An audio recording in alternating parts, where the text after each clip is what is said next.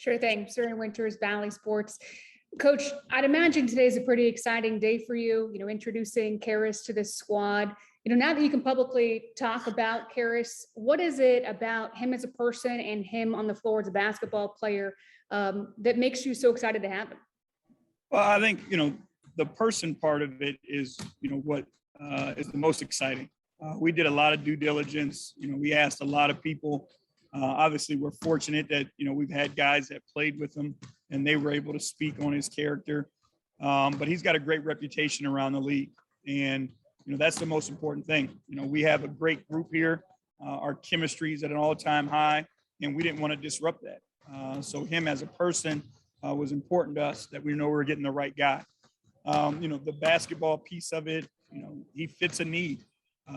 His ability to put the ball on the floor and play make, create for himself, beat his man, create for others. He's going to help everybody, take some pressure off of, DG at times, make our big guys better. So he's a great complement and fit for what we have. You just mentioned that, take some pressure off DG, how he can score. Obviously he's great in pick and roll, and that's something that's a big part of your game. When you think about, the isolation scoring along with that and filling the need, how do you feel like he can help take this Cavs team to that next step? I think he's just, he's an added weapon that people have to make a decision on, and they have to pick their poison. They're going to have to game plan for him and what he's capable of. And, it just makes us more dynamic on both ends of the floor. He's a long, rangy defender as well, to go along with the size that we have. And then what was he able to do with you guys today, Coach? He practiced with us today. It was a full go. And how did that go? It went well. He got through all our stuff. We had a little bit of a scrimmage at the end that he was able to go through. So it went well. Thank you. Chris Fedor, Cleveland.com. Hey, JB. What's up, Chris? Hey, in your first conversation with Caris following the trade, what were you trying to get across to him? Just honestly letting him know about our group, and what we've worked through and what we've built and where we're continuing to go. I wanted him to know, and brag a little bit on this group of guys and their chemistry, their togetherness, their willingness to scrap and all those things. I wanted him to know that he was joining something that we feel is special from that standpoint, and unique in the NBA. So that was our first conversation. And then, obviously we started talking a little bit of basketball, getting to know him as a person and him getting to know me a little bit as well. What stands out to you about him from a personality standpoint? How adaptable he is, and his willingness to do whatever is necessary for the team. That was something that we discussed, and, he wants to come in and help. He doesn't, want to disrupt. He just wants to fit in and be a part of it and help us continue to get better. JB, how do you envision using him? A lot of different ways. He's got the ability, obviously, to play either wing position. You can see him. He's played as a lead guard as well. So there's a lot of different ways that we plan on using him. Thank you. Kelsey. Kelsey Russo, The Athletic. Hey, JB, how are you? What's up? I'm good. How are you? I'm good. Kind of going off of a question you had, how did Caris respond to when you talked about just the way that your guys play, and what was his reaction to that conversation? He was excited about it. He's, again, because he has relationships with guys on this team, he's watched us play before.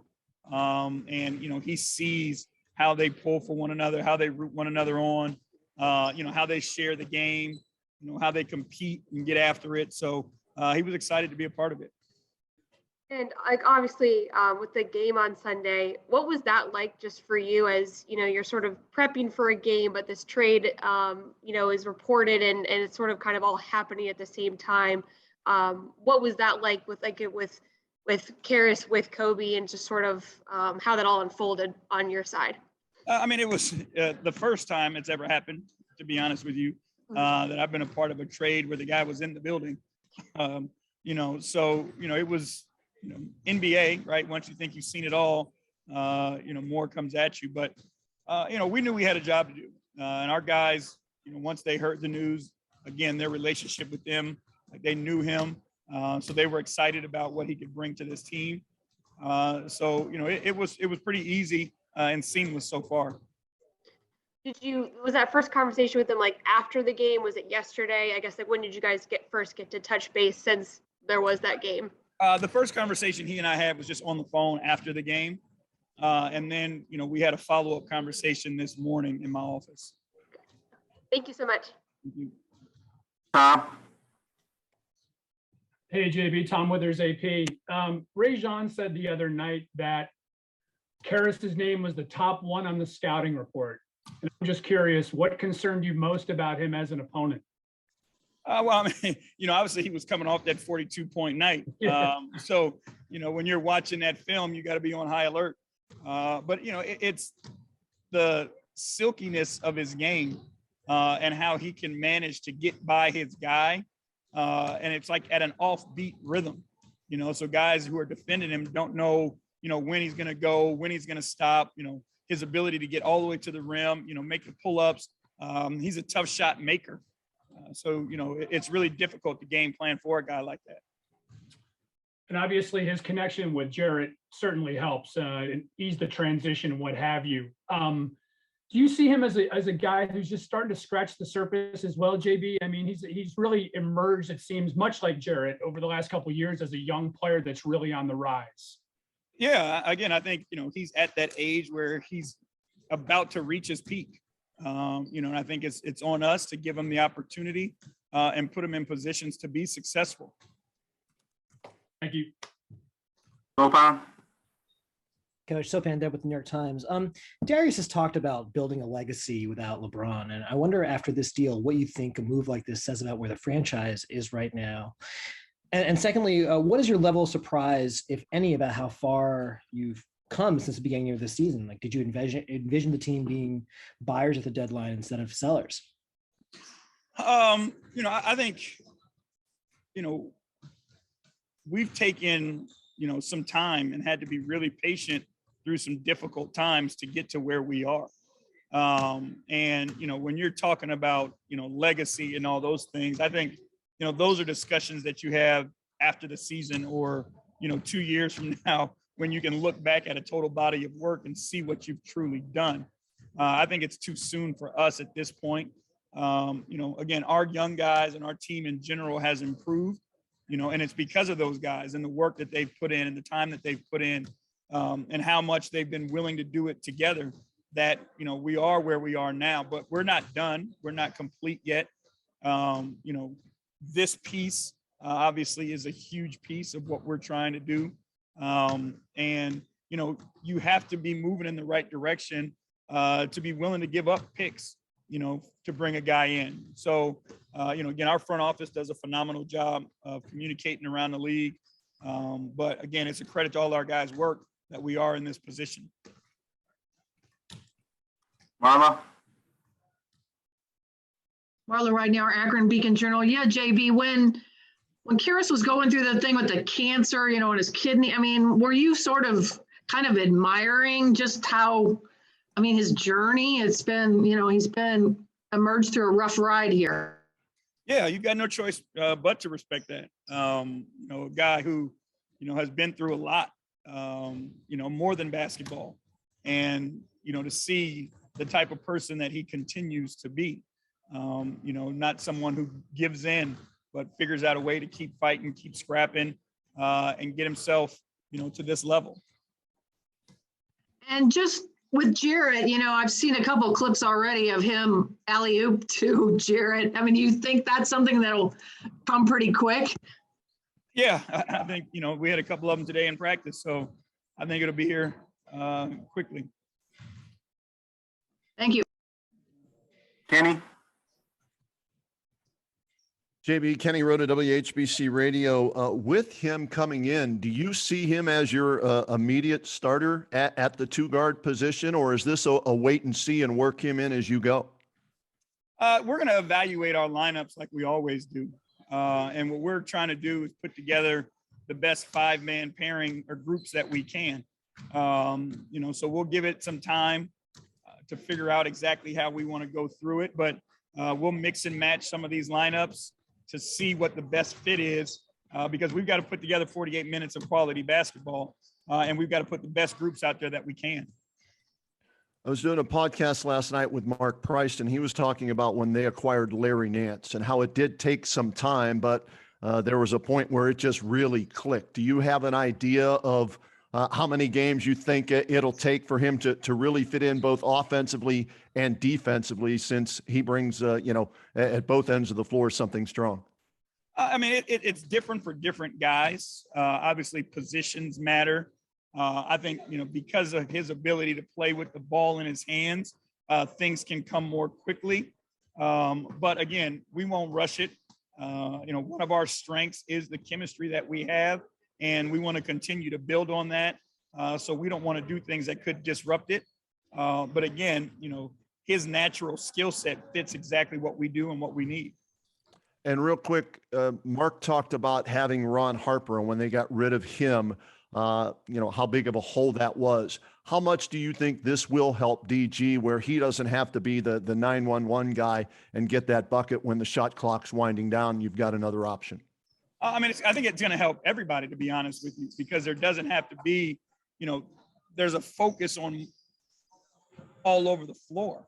It's not just, okay, Darius has the ball, let's stare him down. This gives us an opportunity, to play both sides of the floor from that perimeter position, and force defenses into different things. They may need to chase Darius off a screen, or now it's a, LeVert and Evan pick and roll. There's so many different things that we can do with this addition. Thanks. Ashley? Ashley Bastock, Cleveland.com. JB, like this stretch of games where you guys have had so many people out, you talk about, winning ugly and the way you guys have been able to do that. I guess just with Caris's skill set, like how much does that help you in that regard, that even though you're dealing with these injuries and absences, especially with Lowry still, that you have somebody else who can facilitate pretty well in there? Again, it makes everyone's job easier. When we do have the people that we've had out, everybody has to do a little bit more. But now when you get and add another body who can do those things, people can kind of settle back into their roles a little bit, more easily. Thanks. Spencer? Spencer Davies, basketballnews.com. What's up to you? How are you doing? I'm good. How are you? I'm good. So just looking at the film with Caris, he just seems like he's used in a lot of high pick and rolls, a lot of passes over the top, pocket passes, what have you. But I'm just kind of curious, if him and Darius are sharing the floor together, are you at all interested in exploring what he can do off the ball, or maybe on some catch and drives? Oh, for sure. I think that's part of, his threat is, people are really going to have to chase him. And if you get him the ball off the move where he's got an advantage already, he's going to live in the paint. And now defenses have to make a decision, whether they come to him or, because of his ability to pass, they come to him, he drops it off, and his ability to make those shots in the in-between area and at the rim. So, he's going to put a ton of pressure on people, and we have to be creative in the ways that we use him. And there's no way to replace a guy like Ricky. There's no way to replace a guy like Colin. But is this kind of like a blended way of bringing Caris in, because he's somebody that can play make? He's also somebody that can go and get you a bucket. Yeah. And, I don't like to use that. And I know you weren't, trying to, like, the replacement thing, Caris is Caris, and he's just going to be the best version of himself. And that's what we want him to be. We have great amount of respect for Ricky and Colin and what they were able to do for our team, and going through the tough injuries. But we just want Caris to be Caris and play his game. All right, last question from Evan. Evan Damerel, Facebook News. Hey, JB, how are you? What's up? I'm good. How are you, Evan? I'm good. Just a quick housekeeping note, since you've asked about a lot of questions been asked about Caris. Were Darius or Lowry able to practice today? Both of them participated at different levels. Okay, and just to shift lanes now to ask about Caris. you have so many bigs on your roster, and you have been a proponent for playing big this entire season. Having a guy like Spencer mentioned who is effective in the pick and roll, and it's been mentioned quite a bit that he's effective in the pick and roll. How does this unlock your offense further, just having a guy like that who's so creative in that scenario? Again, it makes defenses have to make different decisions because now, imagine Darius off the ball and, Caris in the pick and roll. Defenses are going to have to make a decision whether or not they want to leave Darius to go play, add an additional body to the pick and roll to take the lob out or to take Caris's ability to finish out. So, again, it makes us more dynamic. It makes us, a really dangerous basketball team.